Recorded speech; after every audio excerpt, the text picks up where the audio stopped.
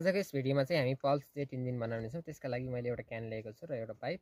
अब यसलाई चाहिँ यहाँ यसरी जोड्नुपर्ने हुन्छ टोड्को पारेर। यसलाई फालेर म यहाँ टोड्को पारेर यसलाई यहाँ जोड्नुपर्ने हुन्छ। यस्तो चाहिँ यस्तो भएको छ, मैले यहाँ जोइन गरिदिएको छु यसलाई, अनि यता टोड्को पारेको छु।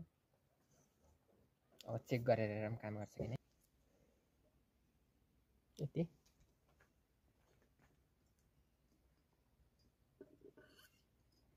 त्यस पछाडि यसलाई मजाले मिलाउनु